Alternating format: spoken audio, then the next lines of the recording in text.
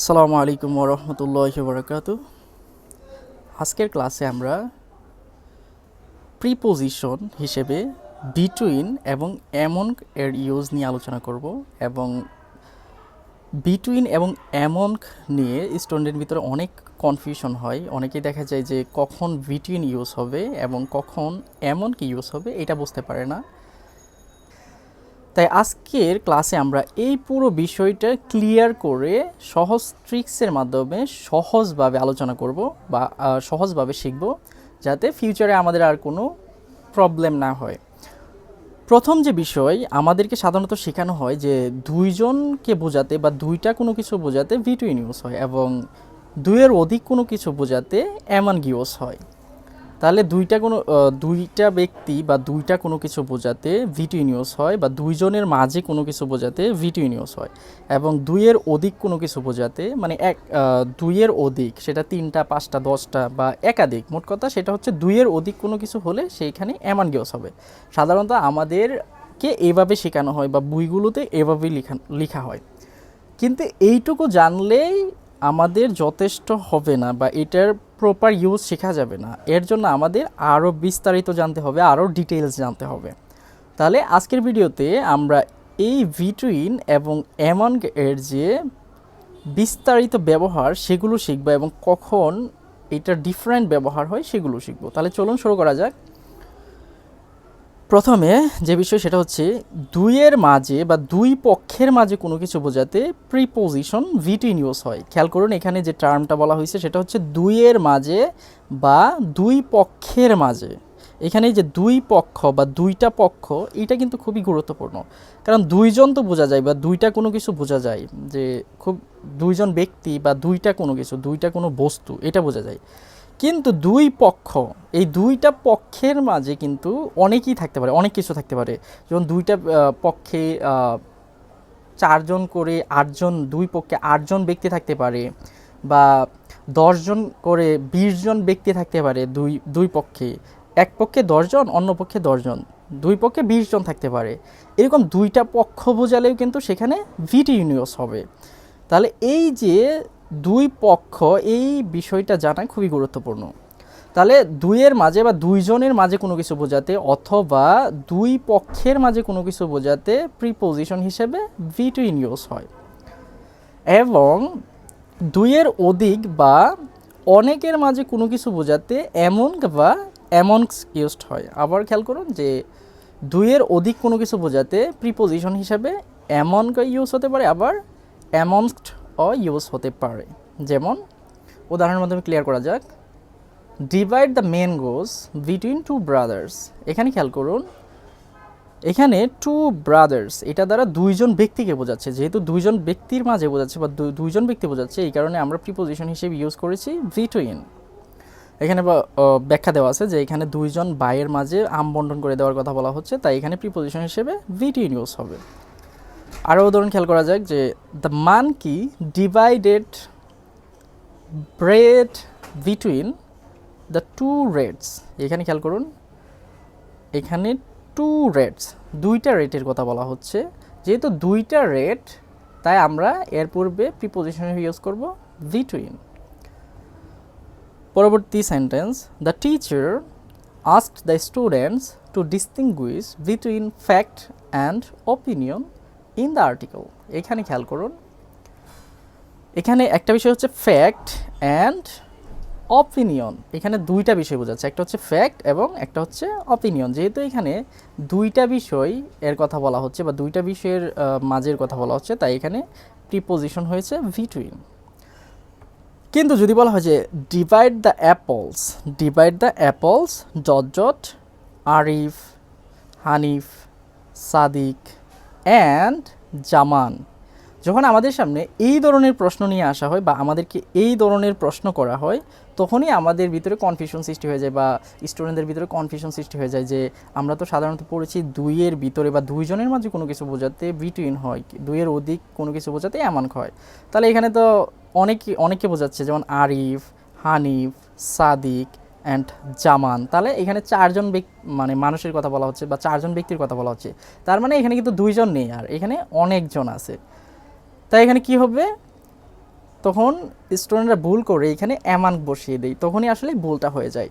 তাহলে আমরা প্রথমেই কি পড়েছিলাম যে দুইয়ের ভিতরে বা দুইয়ের মাঝে অথবা দুই পক্ষের মাঝে কোনো কিছু বোঝাতে। তাহলে এইখানে দেখুন divide the apples dot dot Arif Hanif Sadiq and Zaman. এখানে খেয়াল করুন, এখানে কিন্তু দুইটা পক্ষ বোঝানো হচ্ছে, একটা আরিফ, হানিফ, সাদিক, এই তিনজন মিলে হচ্ছে একটা পক্ষ, এবং অ্যান্ড দ্বারা জামান এইটা হচ্ছে আরেকটা পক্ষ। তাহলে এখানে অ্যান্ড দ্বারা আলাদা করে দুইটা পক্ষকে বোঝানো হচ্ছে, একটা হচ্ছে এক পক্ষে আছে আরিফ, হানিফ অ্যান্ড সাদিক, অ্যান্ড দ্বিতীয় পক্ষে আছে জামান। তার মানে এইখানে যদিও একাধিক ব্যক্তি আছে কিন্তু পক্ষ কিন্তু দুইটা, এক পক্ষে আছে জামান, অন্য পক্ষে আছে হচ্ছে আরিফ, হানিফ, সাদিক। তাহলে যেহেতু এখানে দুইটা পক্ষকে বোঝানো হচ্ছে, এক পক্ষে তিনজন আছে, অন্য পক্ষে একজন আছে, তাই এইখানে আমরা প্রিপোজিশন হিসেবে ইউজ করব বিটুইন। তাহলে বোঝা গেল বিষয়টা, সেটা হচ্ছে divide the apples between Arif, Hanif, Sadiq and Zaman. এখন কেন এখানে বিটুইন হলো খেয়াল করুন, যে এখানে অ্যান্ড দ্বারা আলাদা করে দুইটা পক্ষকে বোঝানো হচ্ছে, একটা হচ্ছে আরিফ, হানিফ, সাদিক, এরা মিলে হচ্ছে একটা পক্ষ, অ্যান্ড জামান মিলে হচ্ছে একটা পক্ষ। তার মানে হচ্ছে এখানে তিনজন মিলে একটা পক্ষ এবং এখানে জামান একাই একটা পক্ষ। তার মানে এখানে অ্যান্ড দ্বারা আলাদা করে দুইটা পক্ষকে বোঝানো হচ্ছে।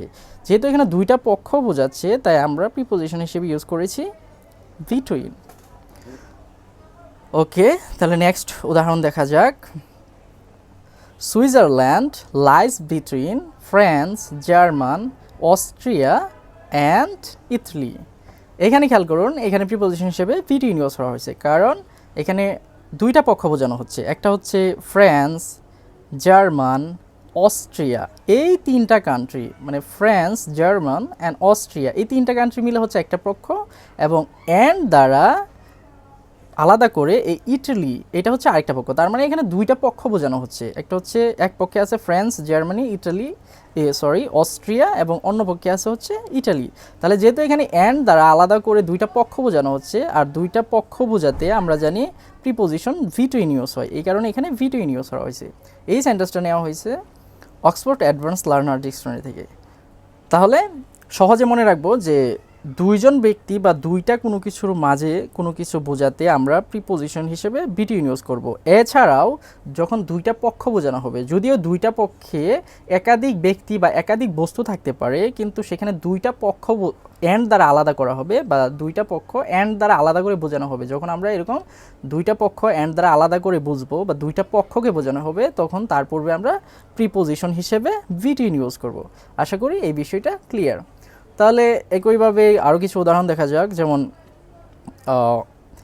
If you look at the map you can see Luxembourg lies between Germany, France and Belgium. এখানে খেয়াল করুন প্রিপোজিশন ইউজ করা হয়েছে বিটুইন। কেন? কারণ এখানে অ্যান্ড দ্বারা, এই যে অ্যান্ড দ্বারা আলাদা করে দুইটা পক্ষকে বোঝানো হচ্ছে, একটা হচ্ছে জার্মানি এবং ফ্রান্স, এরা হচ্ছে এই দুই দেশ মিলে একটা পক্ষ বোঝাচ্ছে, এবং বেলজিয়াম দ্বারা আরেকটা পক্ষ বোঝাচ্ছে। তার মানে এখানে অ্যান্ড দ্বারা দুইটা পক্ষকে আলাদা করে বোঝাচ্ছে, একটা হচ্ছে জার্মানি এবং ফ্রান্স, অন্যটা হচ্ছে বেলজিয়াম। যেহেতু অ্যান্ড দ্বারা এখানে দুইটা পক্ষকে আলাদা করে বোঝাচ্ছে, এই কারণে আমরা প্রিপোজিশন হিসেবে বিটুইন ইউজ করেছি। এমনইভাবে আরও অনেকগুলো উদাহরণ দেখা যাক। এখানে খেয়াল করুন, there is often a conflict between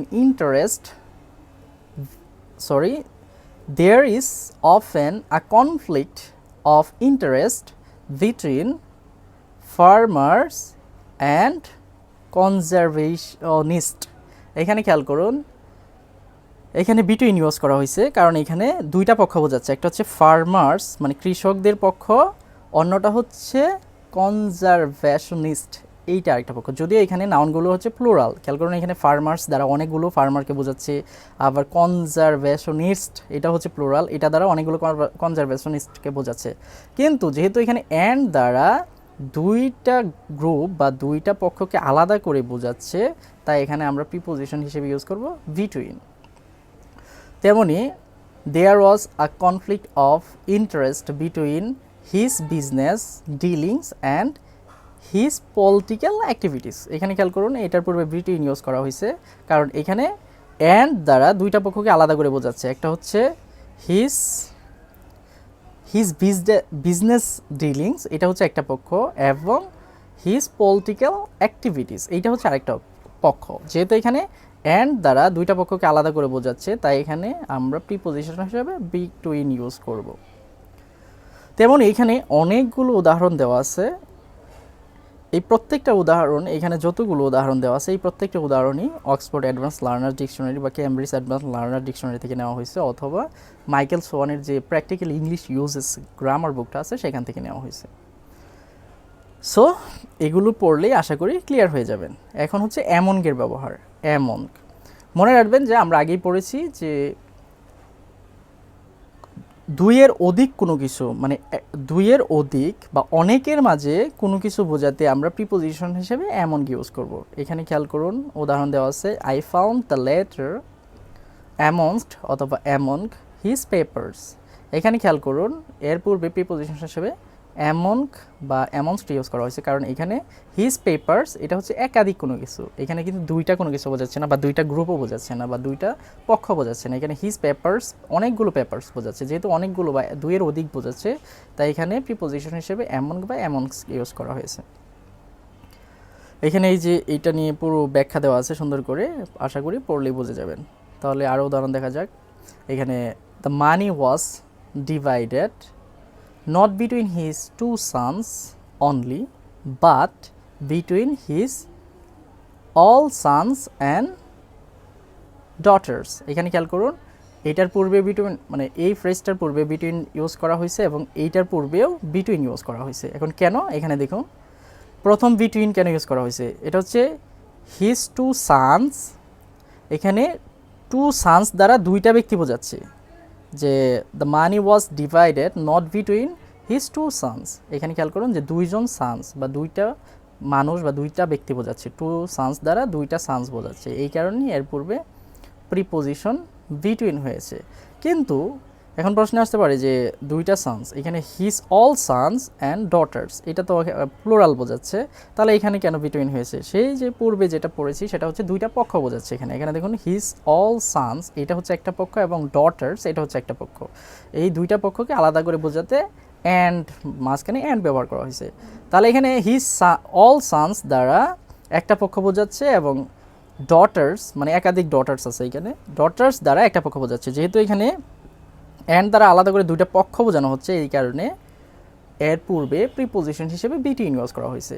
আশা করি বিটুইন অ্যামনগের যে এই যে ইউজগুলো আছে, এই পুরো ইউজগুলো আপনাদের ক্লিয়ার হয়েছে। সো এছাড়াও যদি কারো বুঝতে সমস্যা হয়, এগুলো পড়ার পরে বা এটার এই ক্লাস করার পরে যদি কারো বুঝতে সমস্যা হয়, তাহলে আমাকে কমেন্টে জানাবেন, আমি পুরো বিষয় ক্লিয়ার করে আবার বুঝিয়ে দেওয়ার চেষ্টা করব। আশা করি এই পুরো ক্লাসটা আপনাদের জন্য হেল্পফুল ছিল। যদি এই ধরনের আরও ক্লাস পেতে চান, তাহলে আমার যে চ্যানেলটা আছে সেই চ্যানেলটা সাবস্ক্রাইব করে আমাকে আরও উৎসাহিত করবেন, এবং কমেন্টে জানাবেন আপনাদের কাছে এই ধরনের ক্লাসগুলো কেমন লাগে। সো আজকে এই পর্যন্তই। আসসালামু আলাইকুম ওয়া রাহমাতুল্লাহি ওয়া বারাকাতুহু।